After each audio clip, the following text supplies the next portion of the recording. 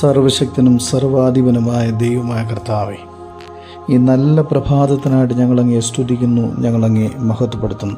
സർവശക്തനായ ദൈവമേ, ഈ രാത്രികാലം നല്ല ഉറക്കം തന്നു. ആരോഗ്യത്തോടെ രാവിലെ എഴുന്നേറ്റ് അങ്ങേ സ്തുതിപ്പാൻ, അങ്ങേ മഹത്വപ്പെടുത്തുവാൻ, അങ്ങയുടെ സന്നിധിയിൽ വിനയത്തോടെ ഇരിപ്പാൻ അവിടുന്ന് തന്ന വലിയ കരുണയ്ക്കായിട്ട് ഞങ്ങളങ്ങേ സ്തുതിക്കുന്നു, ഞങ്ങളങ്ങേ മഹത്വപ്പെടുത്തുന്നു. സർവശക്തനായ ദൈവമേ, ഈ പ്രഭാതത്തിൽ ഞങ്ങൾക്ക് തന്ന നല്ല വചനത്തിനായി സ്തോത്രം.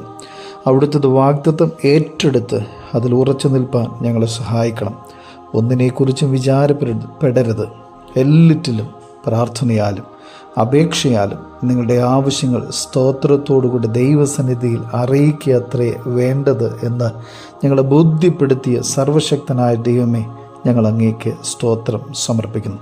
ഒന്നും വിചാരപ്പെടാതെ എല്ലാം പ്രാർത്ഥനയാൽ അപേക്ഷയാൽ സ്തോത്രത്തോടുകൂടി അവിടുന്ന് ഞങ്ങൾക്ക് നൽകിയിരിക്കുന്നു. അവിടുന്ന് ഞങ്ങളോട് കൂടെ ഉണ്ട്.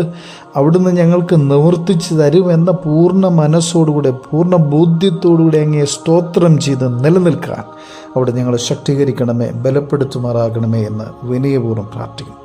സർവശക്തനായ ദൈവമേ, ഞങ്ങളുടെ യാത്രയിൽ കൂടിയിരിക്കണം. ഞങ്ങളുടെ ജോലി കാര്യങ്ങൾ കൂടിയിരിക്കണം. ഞങ്ങളുടെ കൂടെ യാത്ര ചെയ്യുന്നവർ അനുഗ്രഹിക്കപ്പെടണം. ഞങ്ങളുടെ കൂടെ ജോലി ചെയ്യുന്നവർ അനുഗ്രഹിക്കപ്പെടണം.